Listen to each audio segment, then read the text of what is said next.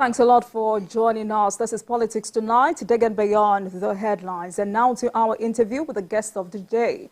I'm joined by an economist, Kayode Oyedeji, as well as a strategy and governance expert, Yemi Makmaderu, for discussion on President Tinubu's economic diplomacy. Thank you so much for joining us, gentlemen. Thank you for having me. Now, let's start with the concept of economic diplomacy. How effective is it for national development? Let me start with you.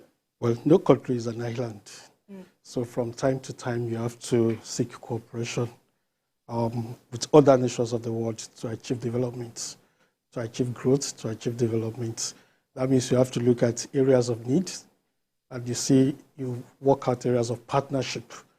And I think that's crucial. Every country does that. And the extent to which you're able to do that too goes a long way in determining the kind of results you have within your economy. That means you're able to integrate with the rest of the world. You're able to move at a good pace. You are not left behind. So it's important, it's crucial that you put the economy first and see how you can derive as much as possible from the rest of the world by getting what they have, giving them what you have, and creating a balance in your trade position. So it's a key thing. And in this case, the president has shown commitment. He has shown that he is the chief marketing officer of the country. He's in charge of the economy. He's interested in the well-being of the economy. He's interested in how to make sure that the economy is renewed, is enhanced, it receives boost. And there's no better way to do it than where he has started the journey, where he was able to meet with the rest of the world, talk to them about Nigeria. And he was very focused. He was very determined to win them over. He was on a stage and he was telling them, look how people have come with me. There are people who have accomplished a lot within the economy. The economy has a lot to offer. Bring your money. If there are bureaucracies, there are bottlenecks, I'm ready to break those pipes. I'm ready to create avenues for you to earn good income on your investment. And the opportunities all over the world. What we don't have, the rest of the world has it. So he's pursuing that aggressively to make sure that the rest of the world comes back to Nigeria. The rest of the world return to Nigeria, make investment, create jobs, create opportunities, and we can begin to achieve growth like we had between 2003 and 2008, where we actually have real growth within the economy. And I think that's what the president has set out to do. He knows his job. He understands the language of investment. He knows how to move the rest of the world. While he's taking care of the domestic challenges, he's telling the whole world, we are putting our house in order. This place is ripe enough for harvest. And I think the president deserves a lot of commendation for that. All right, then. I mean, crucial, important. But do you think Nigeria is in the best position to adopt or pursue such strategy? Obviously, it does appear to me that there is no better alternative to this approach. Viewed from the prism of international relations or politics, we know that foreign policy is an extension of the domestic policy. And Nigeria, as it is today, is grappling with a lot of developmental issues. The economy is not robust by any stretch of imagination. By all indices, the poverty rate in the country is over 60% when you look at the multidimensional approach of viewing it. The monetary policies, the currency is not doing very well. There is a high level of import dependence. Foreign direct investment is at an all-time low. And so to rejuvenate, the local economy, it is important that you look at, the global space, as a market. And so attracting foreign direct investment into Nigeria, bringing back some of those corporations that hitherto were here but left, like the Volkswagens of this world, investment in oil and gas, investment in telecommunications and entrepreneurship and all of that, trade and industry, will go a long way in, one, boosting the economy, two, creating more employment, and of course, increasing the disposable income of Nigerians. Because one of the challenges we have in Nigeria is that because of the high unemployment rate, those who are gainfully employed, every single person that is gainfully employed has about 8, 9, 10 dependents, on them. So some of these things are what a president needs to do to reflate the economy and then stabilize the economy. And of course, that also has security implications, because the more economically viable a nation is, you expect that the level of security will also improve, unemployment will reduce, and commitment to the national goal is going to be enhanced. So, and we are beginning to see some results, from the president's economic diplomacy. Starting with the finance conference in Paris, and then the latest one, the G20. And today, he also had a meeting with the leadership of UAE, which has already started, yielding, results with the removal of the, visa ban, by UAE or Nigeria, and hopefully the return of Emirates Airlines, Etihad, and the rest of them, because of the assurances they are getting from the president himself that, repatriating your funds, back to your home country. The president has fared so far. So far, so good. Yeah. All right. Please. So, Mr. Oyediji. I think one important takeaway from the president's approach in the last 3 months is we are beginning to have a shift from what we had in the last 8 years. The previous government focused on using loan to rebuild or to rejuvenate the economy. But this is a president who is saying, well, we don't even have the opportunity to borrow more than we have done already. We are almost in a debt trap. He's saying, no, we can do it differently. And the key way to do this is to attract investment. He's beginning to look at the area of equity from abroad, people bringing in, transferring technology. So it is bringing in a new approach, a very strong dynamics in which what is telling the whole world is that our problems are opportunities. We are ready to secure investment. And you know what the investment community all over the world, what they look out for is the philosophy of any government, the body language, the approach. Is he ready to protect our investment? Is he ready to guarantee long-term operation of our activities? They just don't want to come in and get trapped or getting the investment gets messed up. So they are looking at the president, his approach, his body language, his entire interest in the economy. And I think with what the president has done so far, his meeting at Paris, the meeting at the G20, the meeting he had in Dubai, he has shown the world this is the biggest consumer market in the whole of Africa, and you must be part of it. Right. Talking about the G20 summit, how will you describe the significance for the country? No country really can do without the G20 group. They control over 80% of world GDP. If we talk about international trade, they control about between 60 and 70% of what's happening. So the G20 is the global economy, in quotes now.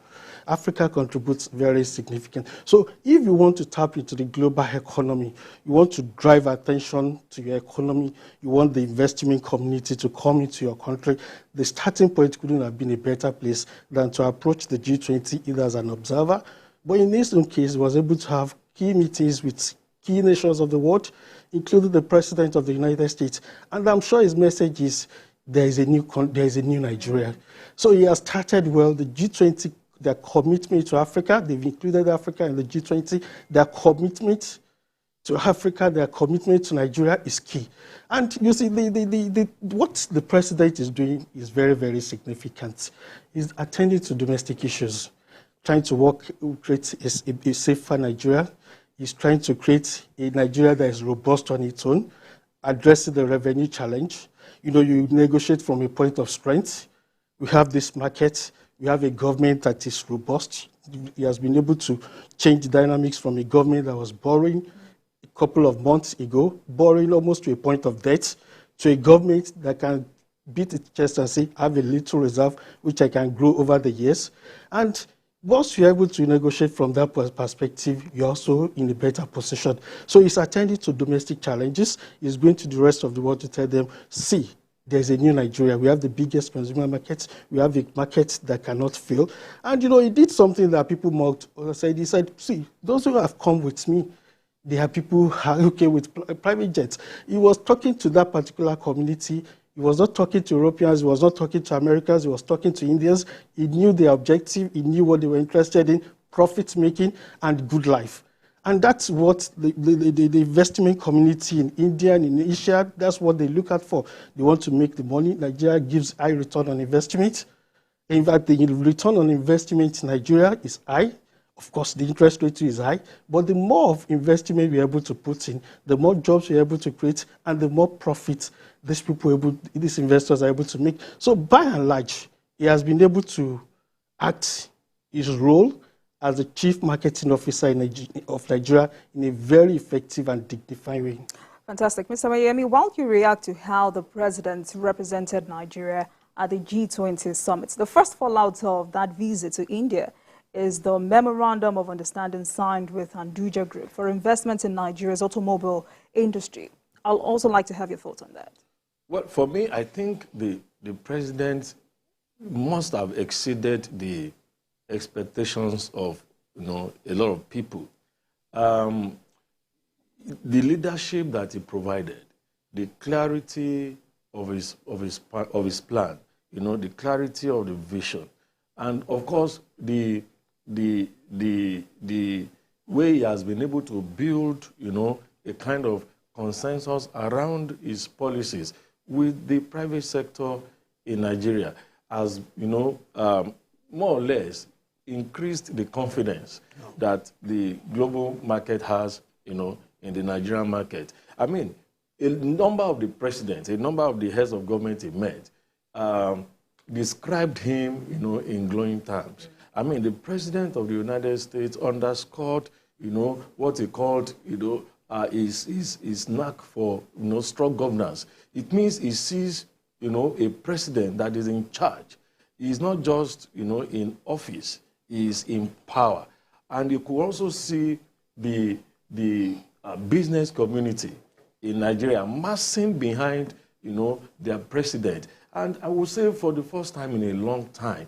And this has nothing to do with, businessmen put their, mouth where the money is. So you could see that there is this excitement. The organized private sector in Nigeria is massing behind every single domestic economic policy which they're trying to drive, because like my colleague said here, Nigeria is not going to be an island on its own. We are going to need to, rely on, depend, and, engage with the international community, which is what the president is doing.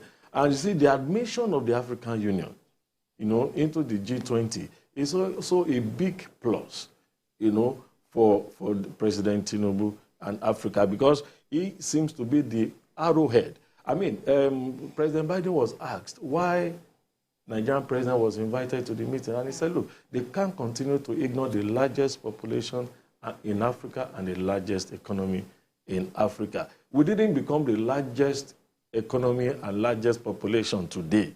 We've always been like that for a long while. Absolutely. But so what is different is that they see for the first time in a long while a president that they can trust, a president that they can, is not representative in the way he's approaching this thing, because these are strategic moves which he chose not to delegate. As we used to have in the past.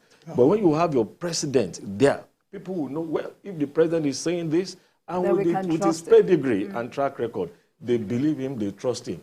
My son was asking me in the car, oh, the man had a meeting just a few minutes ago, and then UAE has, removed the visa ban. And I said, no, did they go with some cash, to give them for? I said, no, it is a reflection of trust, that we can trust your commitment.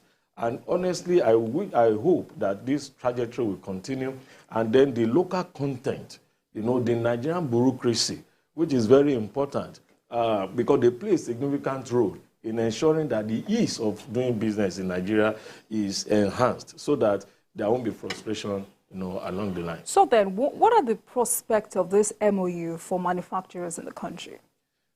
Well, for me, you see, we need to build an industrial base in Nigeria. We do not have an industrial base in Nigeria at the moment.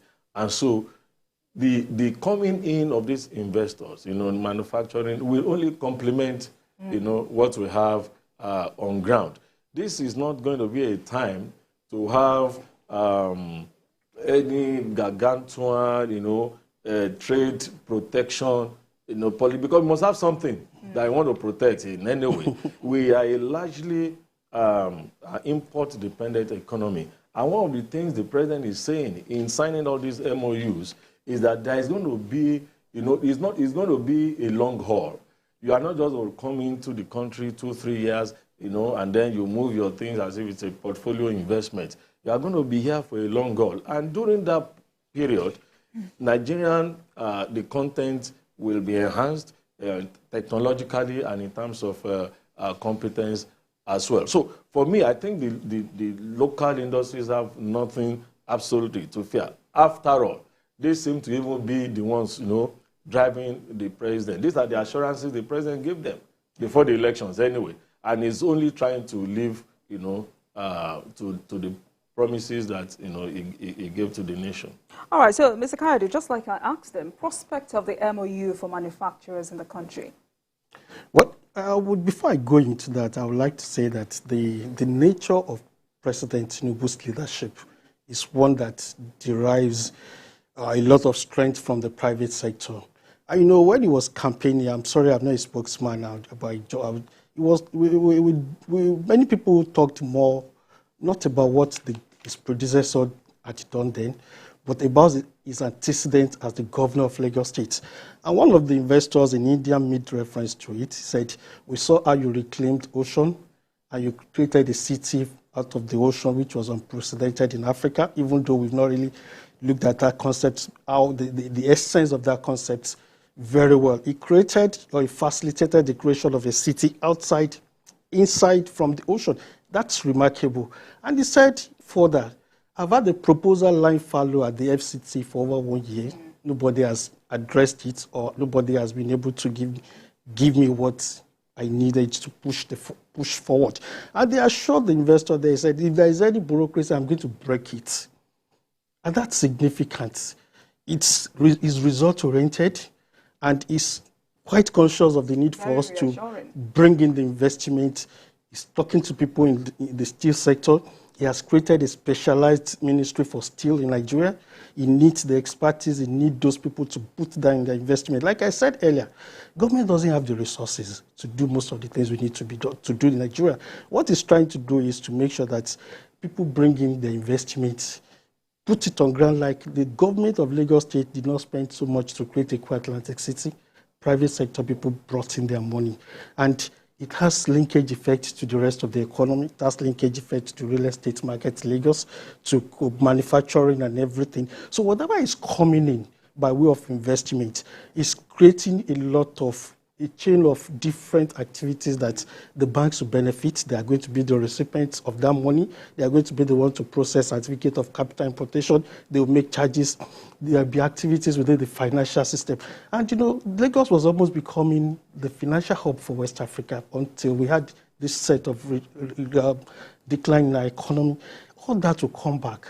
Inflow of money will change a lot of things. We were in this country in 2005, 2007, where foreigners were practically walking on the street of Broad Street, asking for a customs street, the road to the Nigerian Stock Exchange. Why? Because they've seen value, they've seen opportunities in Nigeria. And the president, I assume, like I said earlier, he'll be able to sustain the momentum, he'll be able to sustain his policies, create, enable, and enduring environment for these people to come in. For instance, he's bringing in steel investment from India. If it comes to fruition, about $3 million, that's going to kickstart activities in the steel sector. Nigeria has spent billions of dollars on steel development, and we've achieved nothing. But now that is focusing on getting people to put their money, whatever is brought into the economy will not go into an endless pipeline that will never see the light of the day. Obviously, those who are bringing in their investors would think of how to multiply it. They would think of how to multiply opportunities there. Then no country survives achieves industrialization without steel development. Mm-hmm. So he's strategic. He has his eyes on the ball. He's looking at where do we go. And like he said, we also expect him as time goes on, apart from winning investors into the Nigerian economy, we also begin to look inward. Those people will create a lot of confidence. If Indians can bring in their resources and it's building results, Why wouldn't Nigerians in diaspora do the same thing? Why wouldn't Nigerians in Nigeria do the same thing? There was a time Sukuk bond was introduced. Former Governor Aregbesola initiated that in Osho State. Then Governor Raji Fashola embraced it at the federal level. And when Sukuk bond was done, it was done locally. It was oversubscribed. And that was an eye-opener to the government of Buhari then that, oh, so we can still attract this much of investment within the economy. It was oversubscribed and they did it repeatedly, they got the same results. So there is still a lot of opportunities within the system. And I also remind you of banking consolidation in Nigeria. Bulk of the money they used for consolidation came from within. You see people, full sellers in Alabama markets, going into the stock market, buying shares, subscribing to IPO. At the time, people thought the economy was dead. Teachers started looking at the little resources they have. So Nigeria is so big that our ability to aggregate our investment, the little money we have, is massive. And the previous government did not tap into these opportunities. Rather, it borrowed almost to a point of debt. Thank God there is a new man on the seat who is focused on what we can achieve, what the economy can achieve, the big opportunities within the economy. I have a lot of confidence in the economy. I have a lot of confidence in Nigeria's ability to turn things around, a lot of confidence in Nigeria to gather our resources, our energy, our intellect together to rebuild our country. And all the works that will be done in terms of sanitizing the system, we also expect the president will begin to think along the line. So let me stay with you. As an economist, how much impact can foreign direct investments have on our dollar sufficiency? Well, you see, one thing about dollar is this. It's about demand and supply. It's about what you bring to the table. Foreign investment is coming to achieve two things. Immediate relief. When there is an inflow, there is inflow, there is outflow. Every country focuses on inflow. When you have more inflow than outflow, your currency gains feeling, gains strength. So the foreign investment that is coming now will give us some respite if we're able to sustain the momentum. If you're able to gather, for instance, I just want to give a figure to it, we're able to bring in $20 billion worth of investment into Nigeria today, Naira will become stable. Naira will begin to gain slowly, steadily. That's one. The other way we'll gain from it is that the multiplier effect of that investment will eventually count in the medium to long term. Anybody that is expecting Naira to just become 400 Naira, 300 Naira overnight is not looking at it objectively or critically. The reality is that what they have done now will make Naira to show its inherent value, its real value. Whether Naira goes to 1,000 Naira, dollar goes to 1,000 Naira to a dollar, shouldn't be so much of a problem. It's a concern. But over the time, it's good that you can see what the real value of Naira is. And unlike in the past when it's heavily subsidized for the high end of the economy, the buy cheap dollars, that's not available again. Market determines the value of the Naira, of the dollar to Naira exchange rate. So when you have that kind of situation, if it's going to 1,000 to a dollar or 900 to a dollar, government can now sit down and begin to look at how the fundamentals of the economy in terms of production, of goods and services, in terms of creating enabling environment, ensuring security, good regulatory environment, would boost the fundamentals of the economy. So what will determine the value of the Naira is not ultimately the dollar that is coming in, but what the dollar that is coming in will achieve alongside with other government policies. How the dollar that is coming in will create more jobs, will enable Nigerians to be more creative, will enable Nigerians to work harder, will inspire Nigerians to believe in the economy. That is what is critical, and that's what we are focusing on. It's not a day's job. It's going to take time. All right. Thank you so much, gentlemen. Let's go on a break. And tonight we're discussing President Tinubu's economic diplomacy, and I've been speaking with an economist